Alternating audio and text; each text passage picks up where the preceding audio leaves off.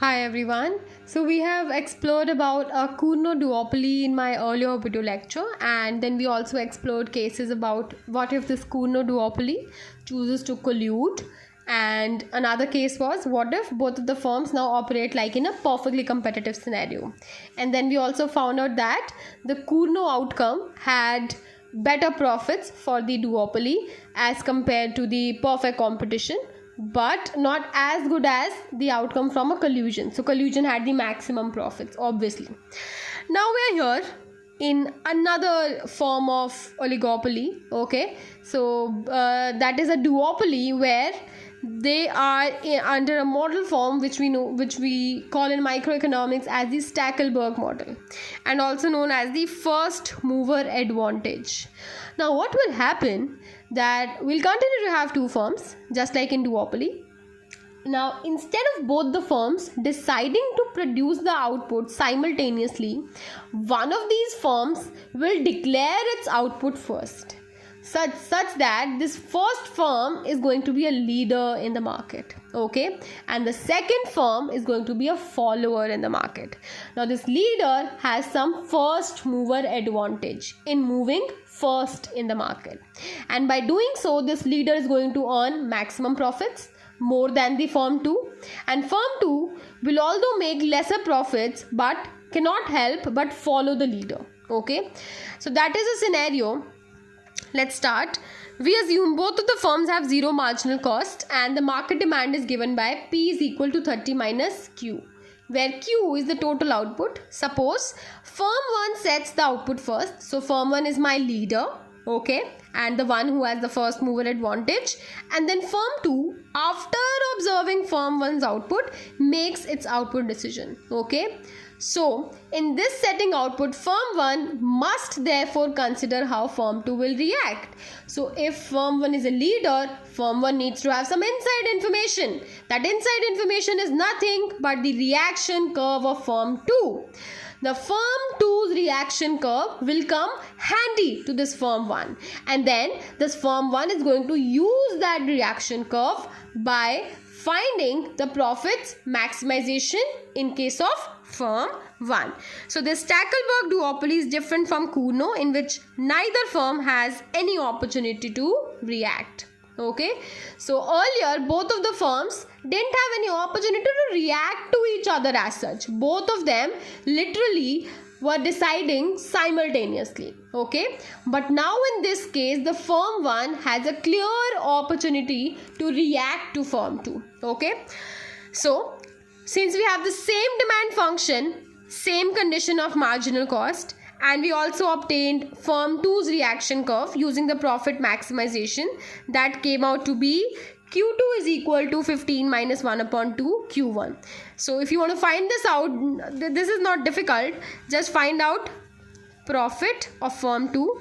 That will be revenue minus cost. Revenue is P into Q. So that will be 30 minus Q into Q2. And substitute Q for Q1 plus Q2, and then we will have profit as a function of Q2 alone, and then you can maximize it, or in other words what you can simply do is arrive at the profit maximizing condition of MR is equal to MC. Okay, so MR is equal to MC will give you this particular equation, that is Q2 equals to 15 minus 1 upon 2 Q1. Okay, so this is the reaction curve of firm 2. And now this particular information is going to act very handy for the firm 1, that is a leader. Firm 1 will catch hold of this information and utilize this knowledge while maximizing its profits, which is why I always say that this firm 2 is a poor chap or an innocent chap who literally is too gullible to actually know that his profit function or his reaction function is being known to the leader.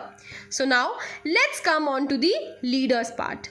Revenue function of firm 1, P into Q1, so that will be 30 minus Q into Q1, that will be 30 minus Q1 plus Q2. So Q is Q1 plus Q2 into Q1. So this will work out to be this. This is all done in my earlier video also. So 30 Q1 minus Q1 square minus Q2 Q1. Okay, so that was about Yeah, this is like this. You better ignore it. Okay, so that was about the revenue function of firm 1. Now, because firm 1 has knowledge about this reaction curve, step 2 is substitute this reaction curve into the revenue function.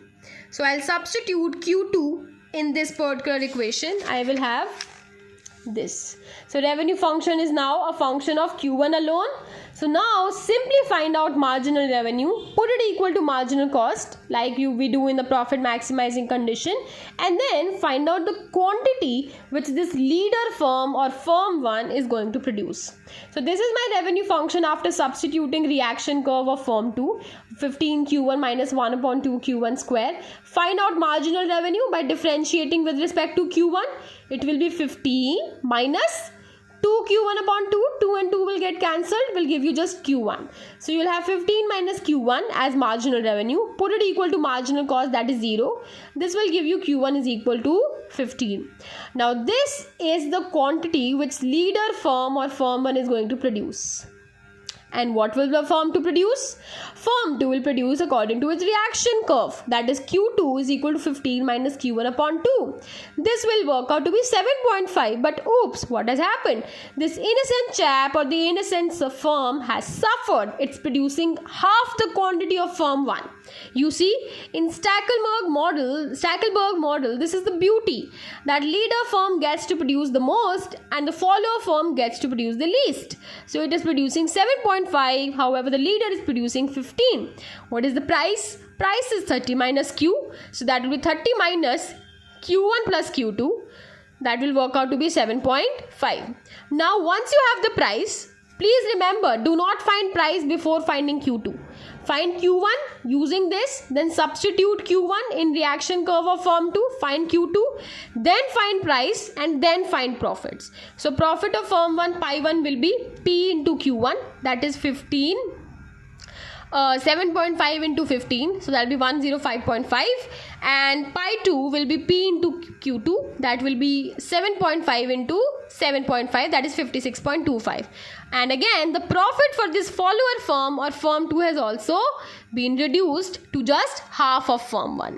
The question arises, why is this firm 2 too innocent to actually follow the leader?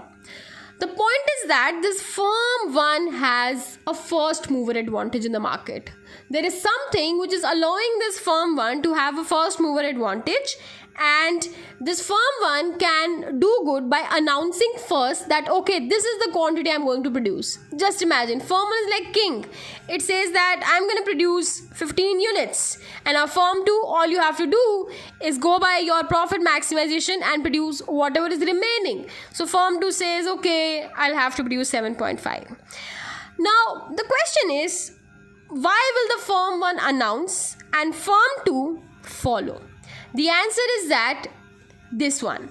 This particular announcing first creates a fait accompli. That means no matter what your competitor does, your output will be large. Okay, so to maximize profits, your competitor must take your large output level as given and set a low level of output for itself. That means if I am firm 1 and I am the leader firm, if I announce that this is the output which I am going to produce, firm 2 should have a clear strategy in mind that it can do good by only producing less and not trying to play even with me and produce more. If that firm 2 or the follower firm or the innocent chap tries to get even with me by producing more, what will happen? Both of us will suffer, because supply will increase in the market, this will pull down the prices, and both of our profits will be lower. That means a wise decision for this follower firm is to follow the leader. So that was about Stackelberg model, and this was the profit maximization problem for the Stackelberg model. Thank you for watching the video.